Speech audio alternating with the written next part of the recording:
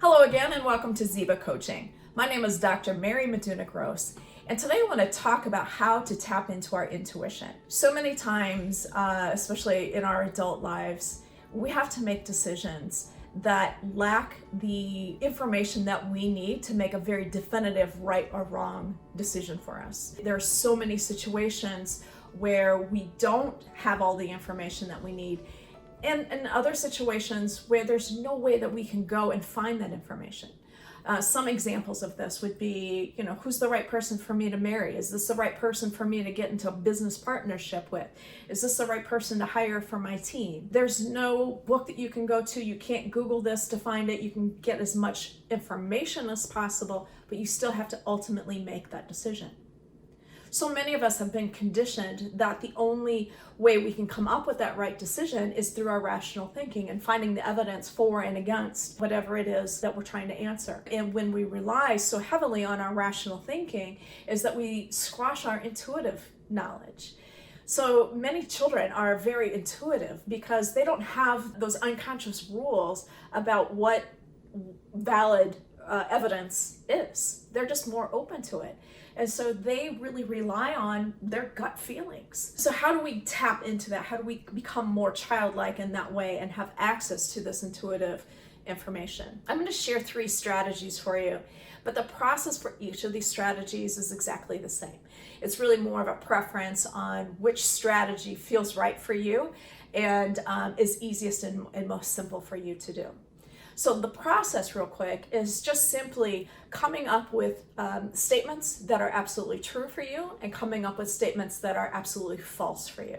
We're going to use these statements to begin to get to know, to listen to our bodies for positive, truthful, negative, untruthful signals from our body.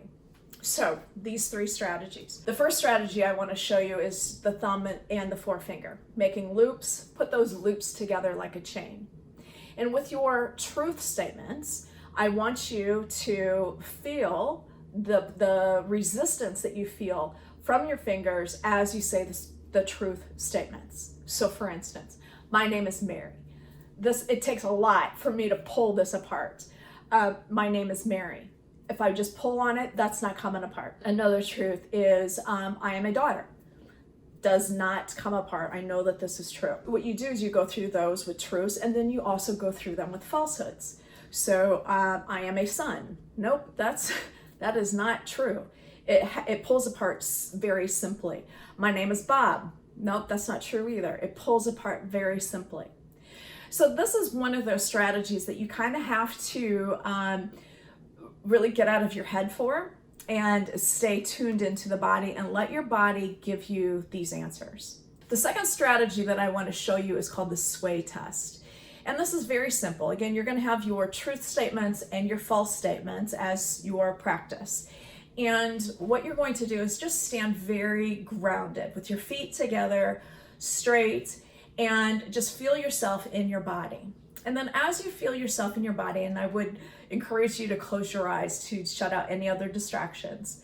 Close your eyes and read your truth statements and notice which way your body tends to lean. Is it leaning forward for truth statements, or is it leaning backward for truth statements? Most typically, people tend to lean forward when it's true, but if that's not what your body does, that's completely okay. The point of this is to find out what is your body saying to you. So what is your body doing when you give it truth? My name is Mary. I tend to lean forward. If I say my name is Bob, I know that I'm going to start to lean backwards. And if people were watching you, they may not even notice that you're doing this. You can do this standing around in a group of people chatting. What is the truth? Which way are you going? Which was false? Which way are you going? So we have the finger test, we have the sway test, and the third one that I want to describe for you is very simple.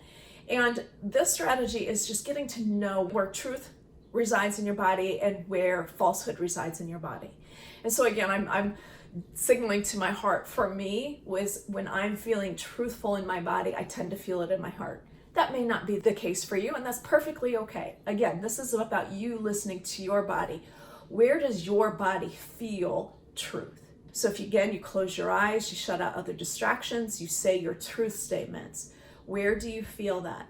And can you amplify that experience, that feeling, so that you really solidly feel this? It doesn't even feel like an imagination anymore. It just feels real. Once you have that, then again, switch over to the falsehoods.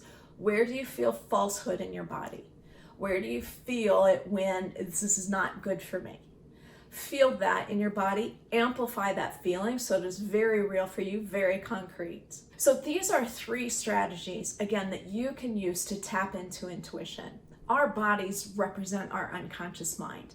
And so everything that our unconscious mind is holding on to is held within our bodies, which means that now our bodies can tell us what is true for us. So I encourage you to try out these 3 strategies, see which one works best for you, and which one is going to not only give you the most accurate information, but the strategy that you're going to be able to use no matter where you are. And when you have this information from your intuition, now you can pair it with the rational conscious knowledge that you're gathering as well, and see how these things come together. And for every question that you have, you can always rely on your intuition to give you what is true for you. I hope you found this very helpful as a way to start to tap into that intuition. Leave in the comments below your story about what you use to tap into your intuition and what has this done for you as a result of listening to your intuition as well as to your rational mind. Again, thank you for watching. I hope to see you again next time.